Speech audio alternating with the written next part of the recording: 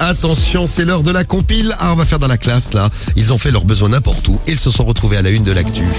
C'est la compile de l'actu sur Skyrock. Et on peut rajouter, il s'en serait passé de faire la une de l'actu d'ailleurs. Numéro 3. Numéro 3. Et oui, nous filons à la CAF de Montélimar où un homme n'a rien trouvé de mieux à faire que de jeter ses excréments sur les agents d'accueil.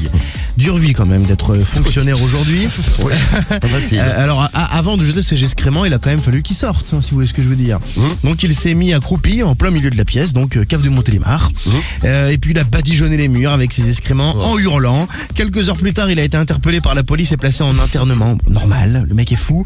Choqués, les agents ont exercé leur droit de retrait pour réclamer la présence de vigiles. Eh bien, ils ont obtenu gain de cause. Ouais, de papier cul surtout, c'est ça qu'il faut qu'ils demandent. Bah oui aussi, Bah on oui. a besoin. Bon, moi je vous ai amené à Bruxelles avec la résolution d'une affaire qui secoue Bruxelles depuis quelques semaines. Numéro 2. À la place numéro 2 de la compile, ça s'est passé cette semaine. L'homme qui déféquait en public a été arrêté et jugé. Ah, enfin. Daniel, 61 ans, avait été surpris 8 fois en train de se soulager en public. Il attendait qu'il y ait du monde, il baissait son pantalon et il faisait caca devant tout le monde. Il faisait ça sur le trottoir, devant le banc d'un abribus, contre des voitures, sur des voitures ou alors carrément sur des vitrines de commerçants.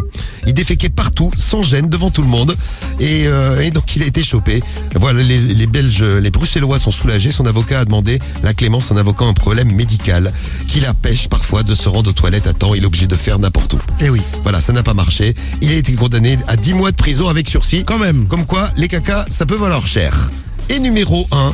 Numéro 1. Direction les States. Alors vous allez être nombreux aujourd'hui à tenter votre chance, je sais pas, Euro-Million, Loto, etc. Bon, peu importe, vérifiez bien les numéros demain. Faites pas comme ce mec-là parce que il était sûr d'avoir gagné au Loto. Le gros lot, ça y est, c'est terminé pour lui. Il travaille plus, il est en vacances perpétuelles, il est millionnaire. Et donc, comme il a voulu se venger un petit peu de son patron, il a fait caca sur son bureau. Sauf qu'il n'avait pas gagné au Loto. Ah, il s'est trompé. Oh, il s'est le con, trompé. putain, merde. Ah oui. Erreur dans les chiffres.